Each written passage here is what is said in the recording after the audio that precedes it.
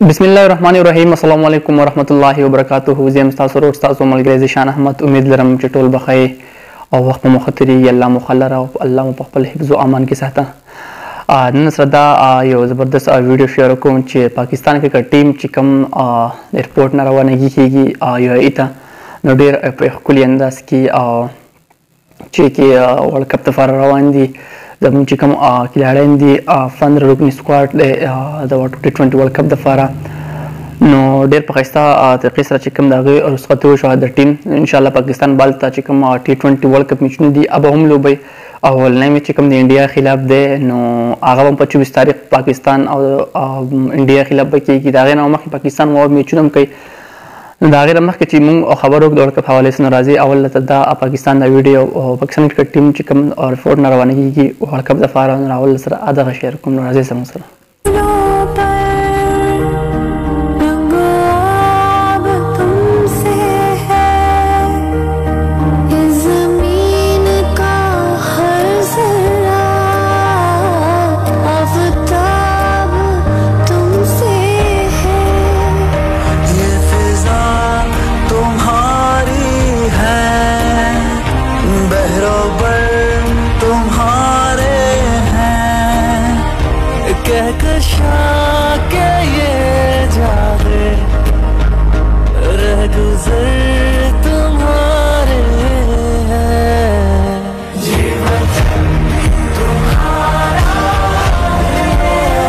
بالکل تاسو دا ویډیو وکړه ډېره زبردست وه.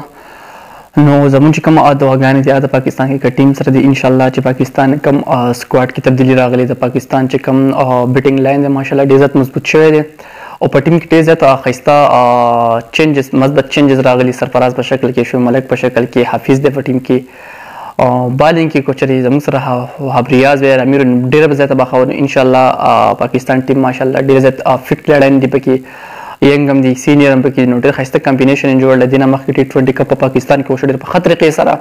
نو امید لرم چې پاکستان ټیم به هلته هم ښه پرفارمنس کوي ځکه چې زموږ چې څومره عوام دي هغه ډېر زیاته مین لري د خپل ملک سره او دا یو خواهش دی چې څنګه یونس خان t20 ورلد کپ د پاکستان دپاره ګټلی او عمران خان ګټلی او چمپیون ټرافي شو چې دا ورلد کپ هم پاکستان وګټي او چې کوم نیوزیلینډ چې کوم کرکټ ټیم انګلینډ چې زموږ سره کوم د پاکستان ایمیج انفارمل د خراب کولو سیریز منسوخ کولو نو هغه کار دې هم ولي او خلکو ته ووایي چې پاکستان یو سیف ملک دی. نو امید لرم چې تاسو به دا ویډیو خوښ شوي وي. که دا ویډیو هم خوښ شوي دا ویډیو زر زره شیر هم کوئ لایک یې هم کوئ.